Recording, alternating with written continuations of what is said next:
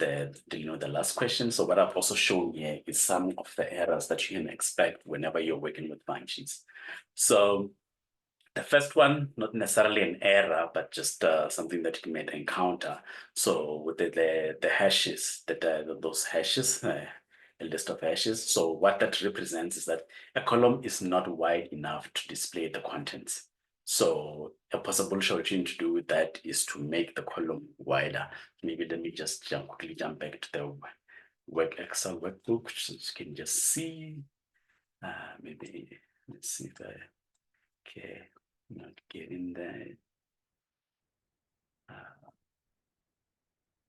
Okay, now I'm not getting there what I want. Yeah, there what I want to show. So you will see that before it was showing nicely, and then I reduced the width of the column, and now it's showing these hashes. So it's just telling me to say that okay, there's no error, but then the width of the cell is not wide enough to show the full content. So then just extend it. So one way you can do it is that Excel has what they call it auto width. So what you can do is you come here just after the column of interest, then you see point to the line here, then you double click on your left mouse button. So what it will do, it will automatically adjust the size of your width of the column. You can also do the same even with the rows if you would like to adjust the size of the row. Let's say like I've got it as this now, so it's too big and it's a little big. If I would like it so that it just fits, I can come and select here and double click, and then it will automatically resize. So if I come here and I double click, it will automatically also resize. So that's what you can do with Excel. And then, okay, jumping back into the presentation. And then you have this div/0 error. So this tends to happen when you divide by 0. So one might think like, no, man, why will someone even divide by 0?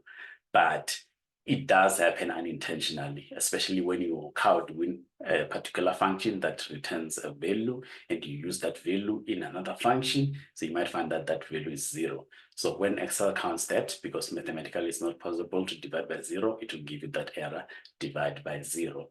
So your possible solution there will be to find and correct the error in the cell reference or cell contents that contains a 0. Then you have the hash value error, which maybe is when you've used an incorrect value in the cell. A text, maybe if you're multiplying a text, you can only multiply a number. So if you're multiplying the province name, then it doesn't know what to do with it, so it will give you a value.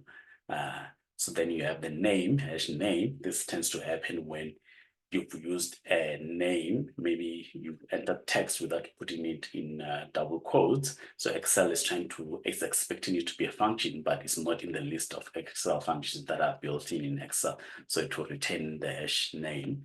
Then you have the hash num when you have an invalid number in a formula. So that's what it's just doing there. So it's a shorthand for number.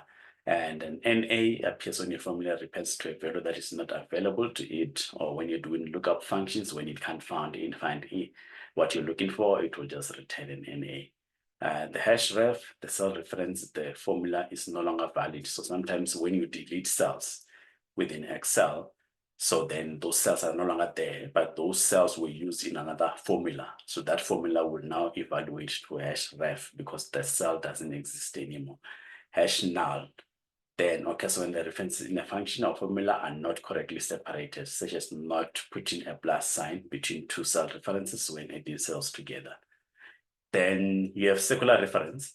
So sometimes it does happen that you unintentionally use a cell in a calculation and also output into that same cell. So maybe just to show you, circular reference can be difficult sometimes to investigate. So let's say I've got a cell here, value in the C10. So then here I've got another value, which is here. So I would like to add these two together. So, and then what I do is I come here and say like in C30, I type C30 plus C28. So I'm doing my calculation on C30, but I'm also using C30 within that calculation. So when I enter, it will complain that you're using a circular references. You're using the same cell in the calculation in which you are outputting the results into. So it doesn't know what to do with it. So here it gives me an error. Sometimes it might happen that Excel picks up the circular references if we have many formulas that are linking to each other. So it doesn't necessarily throw you an error, but it will show you when you open it that there's a circular reference. So if you come to the formulas tab, you come here on the formula error checking, you expand here and then you say circular references, you will see. Here you see it shows C30, so it's saying that that's where a circular reference is if you need to investigate it. So if you click on it, then it will take you right there. Okay, so that's some